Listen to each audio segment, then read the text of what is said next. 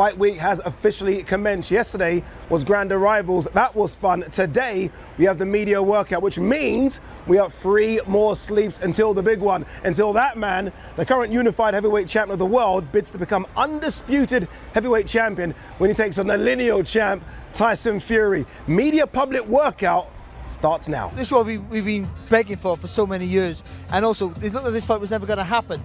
And now it's here.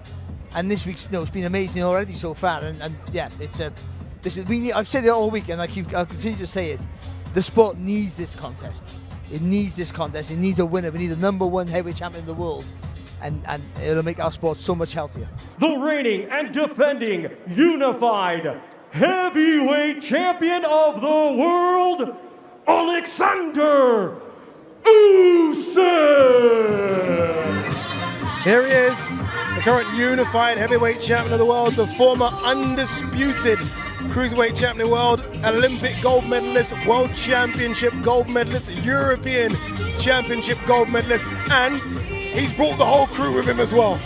Ain't playing games. Nah, they mean business. When you're reeling off the titles there, it's like going into a restaurant and getting your bill at the end and it just rabbles to the floor. That was my Michael Buffer moment. Do you know what I think his biggest strength is? And I said it yesterday, his temperament. He's so level, isn't he? Whatever the occasion, and the same in a fight situation. He's so level all the time. Never gets rushed, never gets panicked. Hey, you get a little sweat on, no doubt. You won't find out nothing, but I must say he looks big. Being close to him a couple of days ago, he really looked like he's filled out, looking bigger with every heavyweight fight he has. But when he throws punches now, you watch what he does after. I know I say all the time, what you do after you throw a punch is almost as important as the punch itself. You watch what he does after he throws a punch. There'll be a little sway to the left, or a little sway to the right, and that always means when you look at the counter him, he's never where you want him to be. He's never in front of you, so you can't follow the punch back. You've got to adjust the angle, and that's what makes it so hard to hit clean. Ladies and gentlemen, here is the lineal world champion and the reigning and defending WBC heavyweight champion of the world, known as the Gypsy King, Tyson Fury!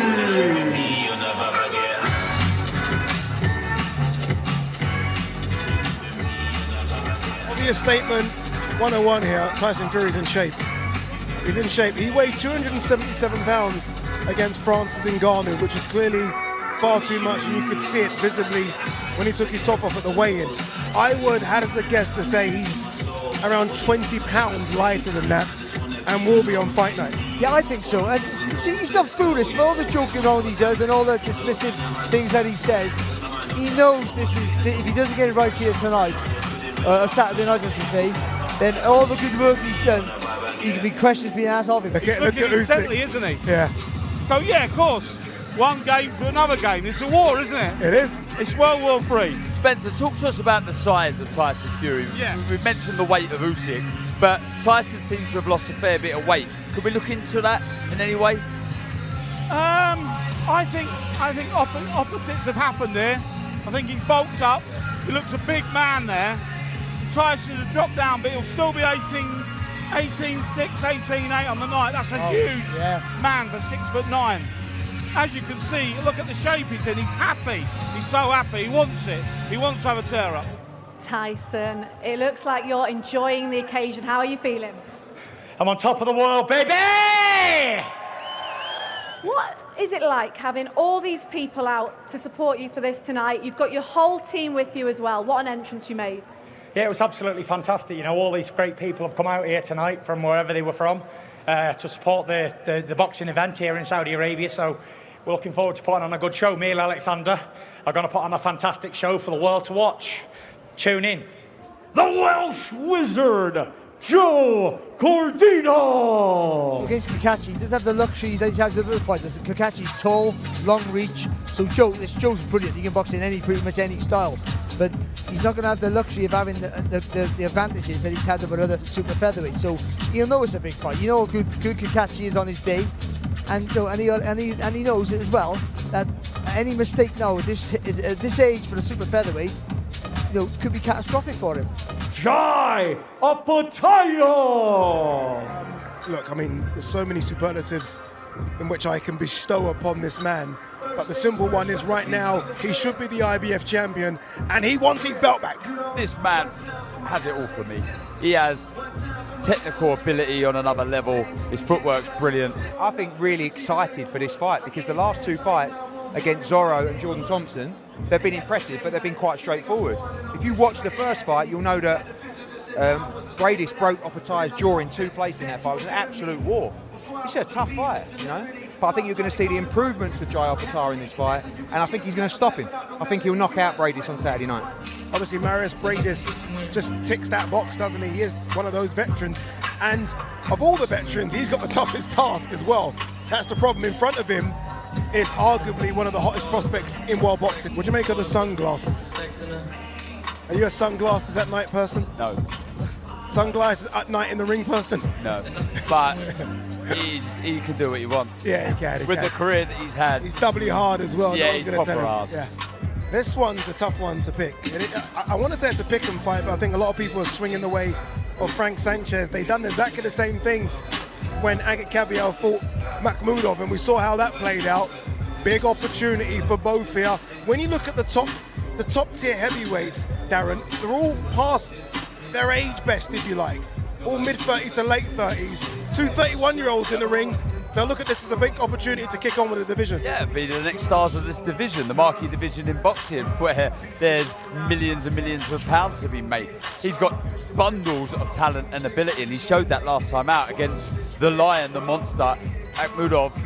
He's someone that just needs to get through gear 1 and go to gear 3 and 4 straight away, I think. Because it's there. It's there. I said this yesterday. We're not asking him to do something we know he can't do. It's not impossible for Frank Sanchez to go through the gears.